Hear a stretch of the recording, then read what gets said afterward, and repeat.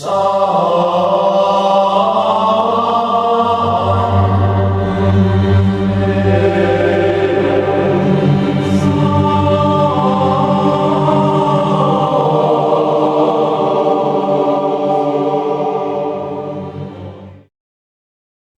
pertama.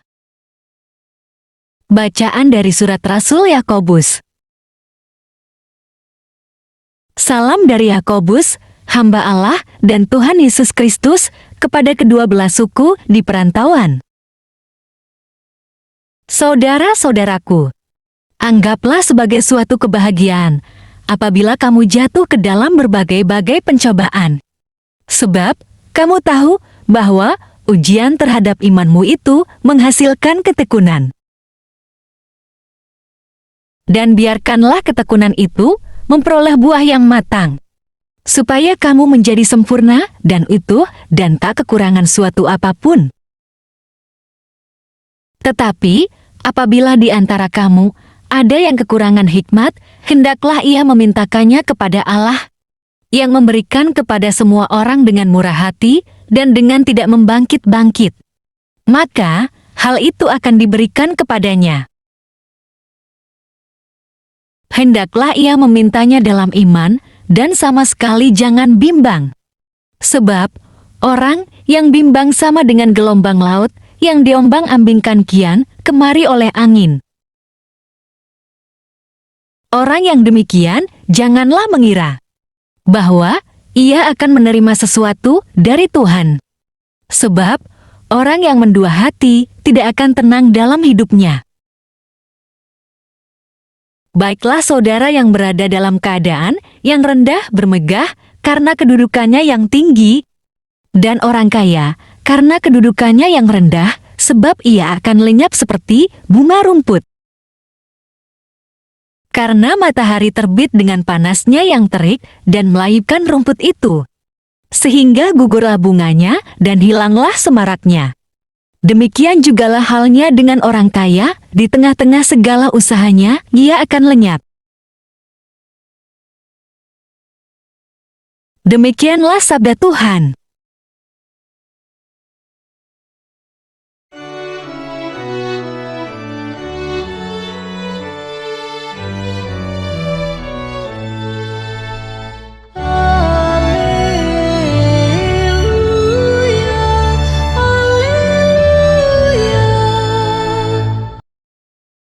Aku ini jalan, kebenaran, dan hidup, sabda Tuhan. Tiada orang yang dapat sampai kepada Bapa tanpa melalui aku.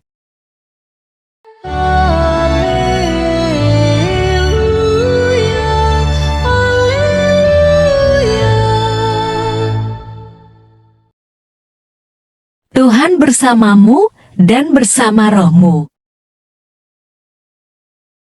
Inilah Injil suci menurut Markus. Sekali peristiwa, muncullah orang-orang Farisi dan bersoal jawab dengan Yesus. Untuk mencobai dia, mereka meminta daripadanya suatu tanda dari sorga. Maka mengeluhlah ia dalam hatinya dan berkata, "Mengapa angkatan ini meminta tanda? Aku berkata kepadamu, sesungguhnya kepada angkatan ini sekali-kali tidak akan diberi tanda." Ia meninggalkan mereka, ia naik pula ke perahu dan bertolak ke seberang. Demikianlah sabda Tuhan. Terpujilah Kristus. Bapak, Ibu, dan saudara-saudari terkasih dalam Kristus Yesus, biasanya kita menolak bila dikatakan mencobai Tuhan, sebab kita merasa tidak sedikit pun berniat menghina Tuhan. Kalau begitu, hal-hal apa saja termasuk kategori mencobai Tuhan? Pertama, meminta suatu tanda dari Tuhan dengan sengaja bermaksud menguji Tuhan. Kita boleh meminta tanda dari Tuhan seperti dilakukan oleh Gideon, tetapi tujuannya adalah meminta peneguhan. Baca Hakim-Hakim pasal 6 ayat 36-40. Berbeda dengan orang-orang Farisi. Sebab Mereka sengaja bermaksud memuji agar dapat mempersalahkan Yesus. Artinya mencari-cari kesalahan Yesus.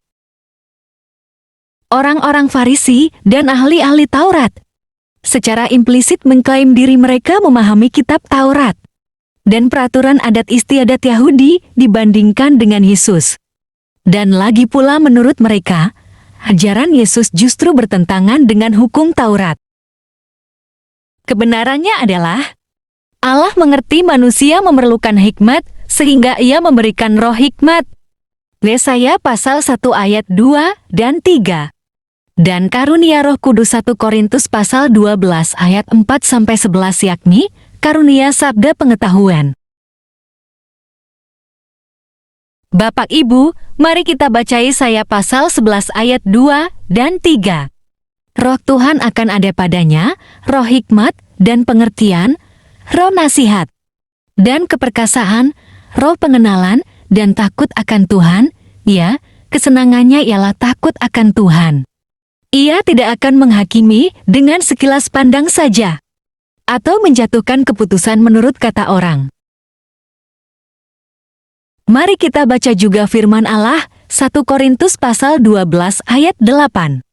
Sebab kepada yang seorang roh memberikan karunia untuk berkata-kata dengan hikmat, dan kepada yang lain roh yang sama memberikan karunia berkata-kata dengan pengetahuan. Bapak, Ibu, dan saudara-saudari terkasih, dengan menerima karunia dari Tuhan, maka kita memahami kehendak Tuhan, sehingga kita tidak perlu lagi meminta tanda dari Tuhan. Kedua, meremehkan dan mengesampingkan firman Tuhan. Bapak Ibu, mari kita baca Mazmur pasal 50 ayat 16 dan 17. Tetapi kepada orang fasik Allah berfirman, apakah urusanmu menyelidiki ketetapanku dan menyebut-nyebut perjanjianku dengan mulutmu? Padahal engkaulah yang membenci teguran dan mengesampingkan firmanku. Bapak Ibu terkasih, ternyata mengesampingkan firman termasuk kategori mencobai Tuhan. Sebab meremehkan kebenaran firman. Di dalam Amsal pasal 13 ayat 13, dikatakan, siapa meremehkan firman, ia akan menanggung akibatnya. Tetapi siapa taat kepada perintah, akan menerima balasan. Pada bagian kedua ini, banyak orang yang tidak menyadari bahwa dirinya termasuk mencobai Tuhan, karena tidak peduli akan firman Tuhan. Sebab mereka mengandalkan pengertian sendiri dan bersandar pada hikmat manusia. Bapak Ibu terkasih, mari kita buka firman Allah, Amsal pasal 3 ayat 5. Percayalah kepada Tuhan dengan segenap hatimu, dan janganlah bersandar kepada pengertianmu sendiri. Bapak, Ibu, dan saudara-saudari terkasih dalam Kristus Yesus, dari kedua hal tersebut, maka sekarang kita mengerti bahwa hendaknya menjaga sikap kita agar jangan sampai mencobai Tuhan, tetapi sebaliknya bertekun memahami firman Tuhan dan menjalani hidup di dalam kebenaran Tuhan. Salam kasih, Tuhan Yesus memberkati. Marilah berdoa. Allah Bapa, sumber pengharapan, Engkau telah mengikat perjanjian dengan semua orang melalui Yesus Kristus yang terurapi.